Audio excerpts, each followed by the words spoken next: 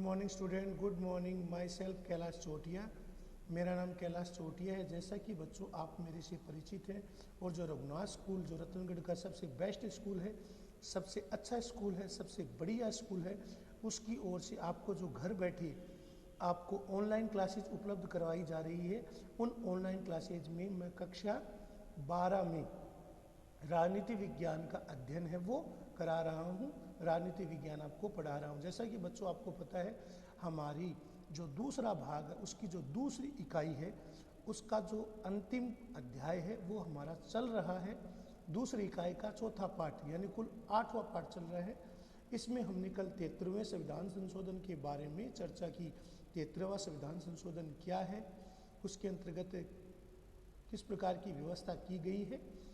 हमने उसके निर्वाचन, ग्राम स्तर पर ग्राम पंचायत, पंचायती राज प्रणाली, त्रिस्तरीय पंचायती राज व्यवस्था जिसमें ग्राम स्तर पर ग्राम पंचायत जिसमें सरपंच चुना जाता है, ब्लॉक स्तर पर पंचायत समिति जिसमें प्रधान चुना जाता है, और जिला स्तर पर जिला परिषद जिसमें जिला प्रमुख चुना जाता है। तो ग्राम स्तर पर ग्राम पंचायत, ब्लॉक स्तर पर पंचायत समिति और जिला स्तर पर जिला परिषद। और जो निर्वाचित होने वाले अधिकारी हैं वो सरपंच, प्रधान और जिला प्रमुख होते हैं। तो त्रिस्तरीय जो स्थानीय स्वशासन की प्रणाली है वो पंचायती राज व्यवस्था के तहत लागू की गई है। हमने आपको बताया भी था कि राजस्थान देश का पहला राज्य था जहाँ पर पंचायती राज व्यवस्था को लागू किया गया था। और 24 जो अप्रैल है उसे पंचायती राज दिवस के नाम से भी जाना जाता है। 24 अप्रैल 1993 को 73वां संविधान संशोधन अधिनियम वो लागू हुआ था। तो 24 अप्रैल को हम पंचायती राज दिवस के रूप में मनाते हैं। तो 24 अप्रैल है वो पंचायती राज दिवस के रूप में मनाया जाता है। ये संशोधन अधिनियम 1992 में संसद द्वारा पारित किया गया था और 24 अप्रैल 1993 में प्रभाव में आया था। इस अधिनियम के लिए जो संयुक्त जो प्रवर समिति बनी थी बच्चों, उसके अध्यक्ष हमारे राजस्थान में सांसद या राजस्थान के माननीय सांसद श्री नाथूराम जी मिर्धा थे। इसलिए 24 अप्रैल को हम पंचायती राज दिवस के रूप में मनाते हैं। जो 73वां संशोधन अधिनियम है जिसमें सभी राज्यों के लिए त्रिस्तरीय संस्थागत ढांचे का प्रावधान किया गया है, इसी के अनुरूप हमारे राज्य में अपनाया गया जो ढांचा है वो इस प्रकार है। ग्राम स्तर पर ग्राम पंचायत और निर्वाचित अधिकारी सरपंच, ब्लॉक स्तर पर पंचायत समिति जिसका निर्वाचित अधिकारी प्रधान, जिला स्तर पर जिला परिषद जिसका निर्वाचित अधिकारी जिला प्रमुख कहलाता है। ये मैंने बेटो आपको कल बता दिया था। आपको इसके अलावा मैंने बताया था कि इनका चुनाव प्रत्यक्ष रूप से होता है। हमारे राज्य में क्रमशः प्रधान और जिला प्रमुख कहलाते हैं, जो चुनाव निर्वाचित सदस्यों में से ही जिनका चुनाव किया जाता है। आरक्षण का प्रावधान इस अधिनियम के द्वारा 73वें संशोधन अधिनियम के द्वारा सभी संस्थाओं में महिलाओं के लिए 1/3 1/3 सीटें वो आरक्षित कर दी गई है। वहीं अनुसूचित जाति, अनुसूचित जनजाति के लिए भी जनसंख्या के अनुपात में आरक्षण का प्रावधान करता है। ये अधिनियम राज्य विधानमंडलों को इसके लिए भी अधिकृत करता है कि वे संस्थाओं में पिछड़े वर्ग के लिए भी आरक्षण लागू करें। जैसा आपको बताया गया, पंचायतों का निश्चित कार्यकाल, इस अधिनियम में सभी स्तरों पर संस्थाओं के सदस्यों का कार्यकाल 5 वर्ष होता है, चाहे सरपंच हो, चाहे प्रधान हो, चाहे जिला प्रमुख हो। यद्यपि समय पूरा होने के पूर्व भी इन्हें विघटित किया जा सकता है, इनको भंग किया जा सकता है। इसके बाद अधिनियम में 6 माह की अवधि में नई संस्थाओं का गठन है वो आवश्यक है। राज्य का निर्वाचन आयोग पंचायती राज व्यवस्था में चुनाव प्रक्रिया के तहत नियमित और निष्पक्ष चुनाव कराना ये राज्य निर्वाचन आयोग की जिम्मेदारी होती है। ये चुनाव जो पंचायती राज संस्थाओं के जो चुनाव होते हैं वो राज्य निर्वाचन आयोग संपन्न कराता है। चाहे मतदाता सूची तैयार करना से लेकर पदाधिकारियों का निर्वाचन घोषित करके उन्हें शपथ दिलाने सभी का कार्य है वो राज्य निर्वाचन आयोग करता है। राज्य का राज्यपाल राज्य चुनाव अधिकारी इसकी नियुक्ति करता है। इसकी अवधि और जो सेवा शर्तें हैं वो राज्यपाल ही निर्धारित करता है। सेवा काल में राज्य निर्वाचन अधिकारी या आयुक्त को पद से हटाने की वही प्रक्रिया होती है बच्चों जो उच्च न्यायालय के न्यायाधीशों की होती है। हमने लेखा परीक्षक के बारे में भी कल पढ़ा था। इसके अंतर्गत बच्चों आपको बताया है पंचायती राज संस्थाओं को मजबूती देने के लिए, जैसा आपको मैंने कल बताया था, 73वें संविधान संशोधन अधिनियम द्वारा संविधान में 11वीं अनुसूची जोड़ी गई है। 11वीं अनुसूची को इंक्लूड किया गया, 11वीं अनुसूची को इसमें शामिल किया गया। इसमें 29 विषय रखे गए हैं जिन पर पंचायती राज व्यवस्था के तहत कार्य किया जा सकता है, जो इन संस्थाओं के क्षेत्राधिकारों में और शक्ति में वृद्धि करता है। ये कौन कौन से विषय हैं?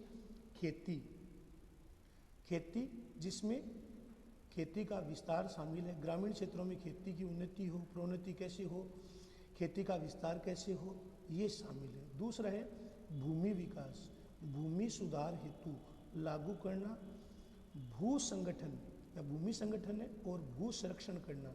तीसरा है लघु सिंचाई, जल प्रबंध और नदियों के मध्य का भूमि का विकास। लघु सिंचाई परियोजना जिसके तहत नहर प्रणाली, जल प्रबंधन और नदियों के मध्य जो जमीन है, भूमि है, जिसे हम डेल्टा भूमि भी कहते हैं, दोआब भी कहते हैं, उस भूमि का विकास करना। जो गांव में जो पशुधन है, उस पशुधन को बढ़ावा देना। दूध का व्यवसाय करना, दूध की बढ़ोतरी कैसे हो, दूध का उत्पादन कैसे हो। और मुर्गी पालन, पोल्ट्री फार्मिंग, जिसे मुर्गी पालन के अंतर्गत लाया जाता है। पांचवा है मछली उद्योग, जिसके तहत मछलियों को औद्योगिक दृष्टि से, व्यावसायिक दृष्टि से उनको पालना, उनकी अभिवृद्धि करना और उनको बेचकर लाभ कमाना। छठा है वन्य जीवन कैसे बढ़े, वनों में खेती कैसे बढ़े, वन युक्त भूमि उसको कटाई की जाए, उस भूमि को कृषि योग्य कैसे बनाया जाए। सातवां है लघु वन उत्पादन। लघु वन उत्पादन के तहत जो छोटे स्तर पर वनों से प्राप्त होने वाली जो वनस्पति है उसमें बढ़ोतरी कैसे हो।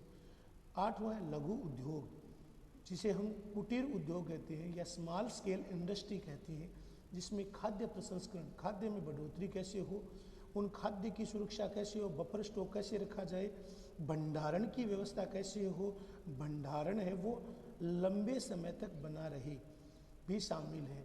नौवां है खादी, ग्राम और कुटीर उद्योगों को बढ़ावा देना। ये खादी उद्योग, ग्रामीण उद्योग, इनको बढ़ावा देना, इनमें बढ़ोतरी करना, ये भी इसमें शामिल है। इसके अलावा पेयजल में बढ़ोतरी कैसी हो, पीने के युक्त पानी ये गांव के सभी लोगों को कैसे मिले, गांव का विकास कैसे हो, जो रूरल डेवलपमेंट के कार्यक्रम हैं किस प्रकार अपनाए जाएं, सड़कों का विस्तार गांव-गांव तक फैले, ईंधन और चारे की व्यवस्था करना, जो पशुधन है उसके लिए ईंधन और चारे को जुटाना, सड़क, पुल, नदी तट, जलमार्ग और संचार के अन्य साधन को विकसित करना, सड़क का निर्माण करना, पुलों का निर्माण करना, नदी पर तटबंध बनाना, जलमार्ग के साथ साथ संचार के अन्य साधन, उनका भी विकास करना शामिल है। पॉइंट नंबर 14, ग्रामीण विद्युत और विद्युत विभाजन। ग्रामीण क्षेत्र में विद्युत का उत्पादन सोलर प्लांट के माध्यम से या अन्य माध्यमों से कैसे बढ़े और बिजली का विभाजन है वो कैसे हो। गैर परंपरागत ऊर्जा स्रोत, जो गैर परंपरागत ऊर्जा स्रोत है जिसमें बायोगैस जैसे प्रमुख है, जिसके तहत उनका उत्पादन कैसे बढ़ाया जाए। गरीबी उन्मूलन कार्यक्रम, जो गरीबी रेखा से बीपीएल से नीचे रहने वाले लोग हैं उनको जीवन स्तर में उनकी वृद्धि हो, बीपीएल अपने जीवन स्तर में वृद्धि कर सके और गरीबी रेखा से ऊपर आ सके। शिक्षा, जिसके तहत ग्रामीण क्षेत्रों में आपको पता है प्राथमिक और माध्यमिक शिक्षा के विद्यालय खोले जाए। प्राथमिक और माध्यमिक शिक्षा है वो बच्चों के लिए फ्री ऑफ कॉस्ट, बिल्कुल निःशुल्क दी जाए।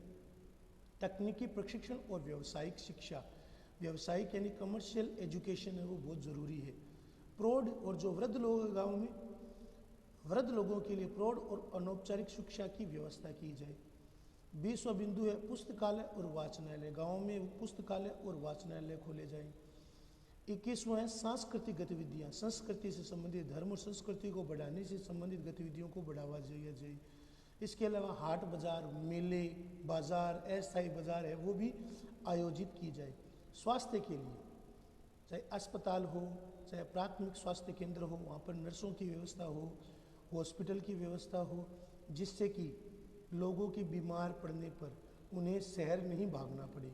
परिवार कल्याण, परिवार नियोजन जिसे हम कहते हैं, महिला और बाल विकास, महिलाओं का विकास कैसे हो, बाल का विकास या बालकों का विकास कैसे हो, बालकों का विकास है उनमें शिक्षा का स्तर कैसे बढ़े। 26वां समाज कल्याण का, विशेषकर जो मानसिक विमुदित बच्चे हैं, जो मानसिक रूप से अस्वस्थ हैं, जो मानसिक रूप से कमज़ोर हैं और जो दिव्यांग है, जो विकलांग है, उनका कल्याण शामिल है।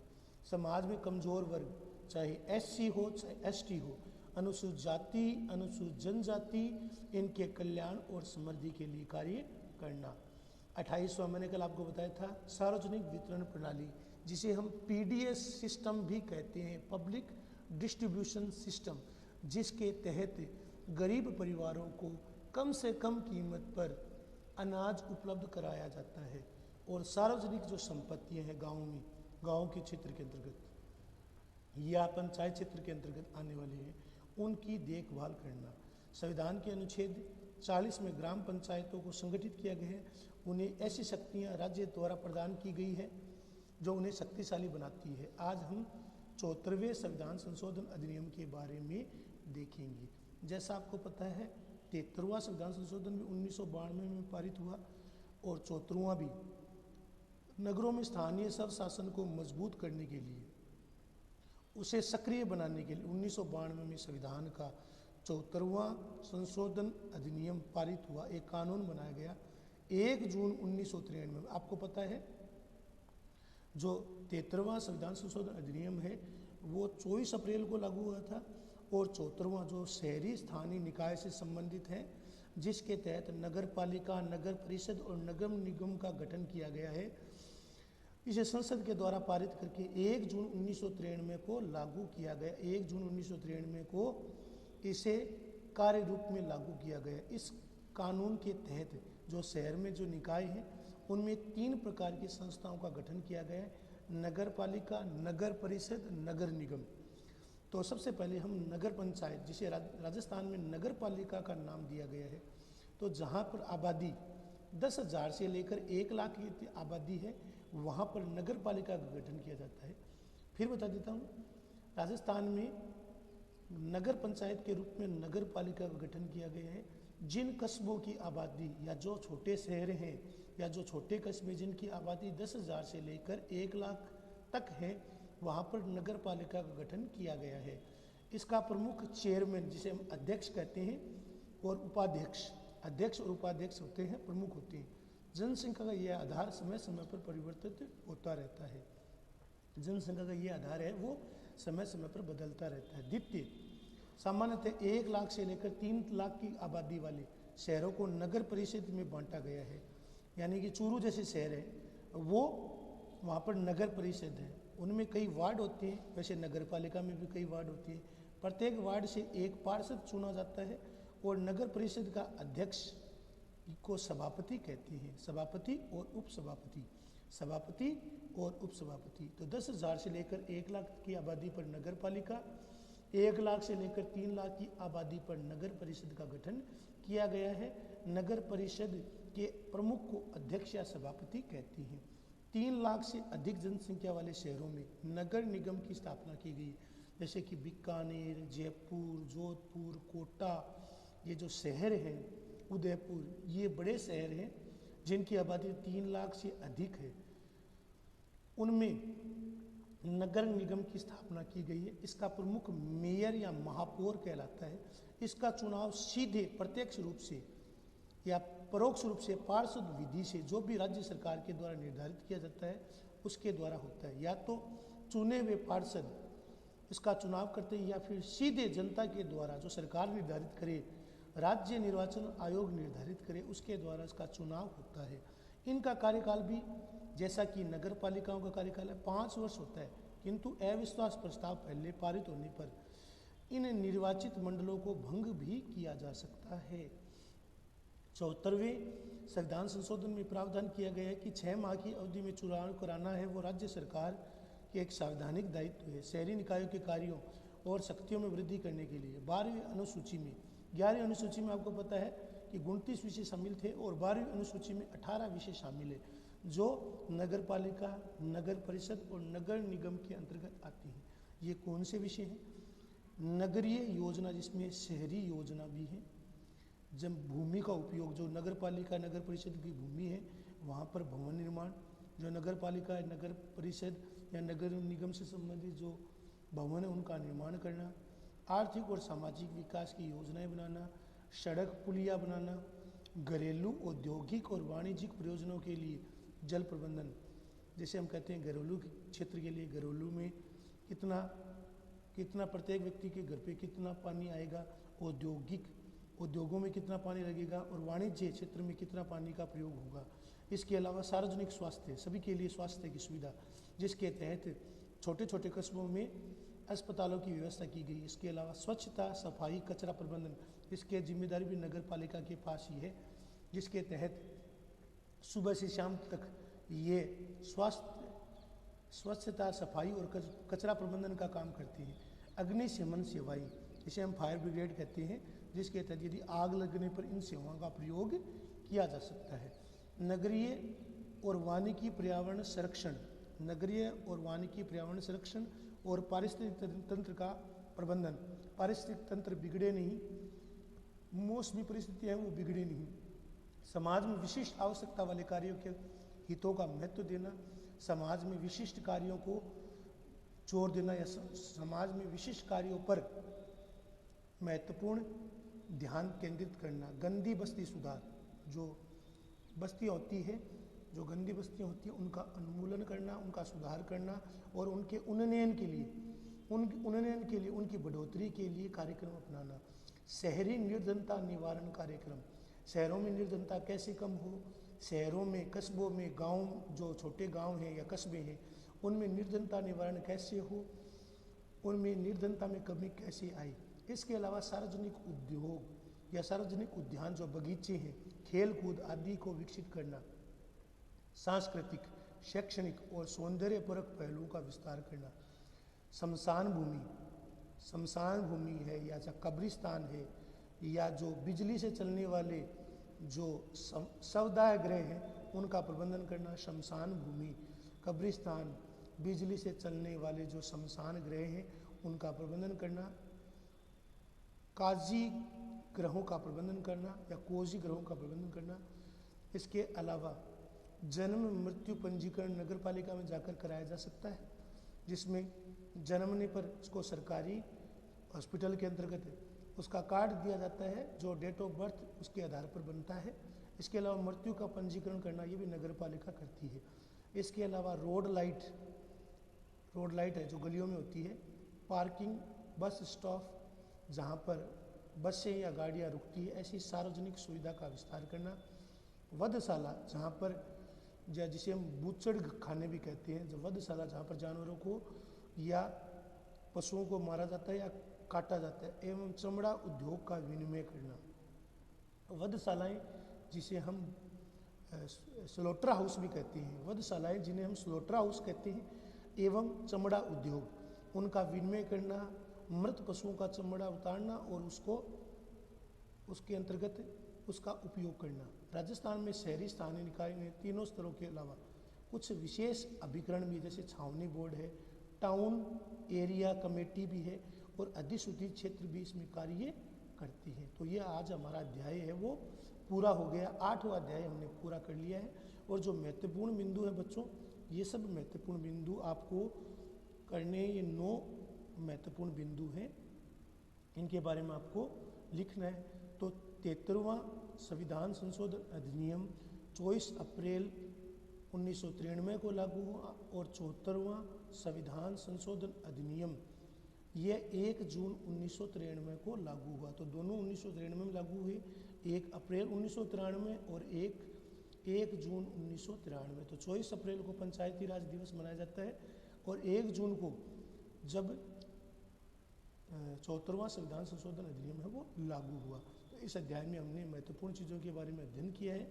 73वें और 74वें संविधान संशोधन अधिनियम के बारे में पढ़ा है। इसको आपको लिखना है, अंडरलाइन मैंने जो टिक कर दिए उनको आपको लिखना है, याद करना है, इससे संबंधित प्रश्नों को आपको करना है।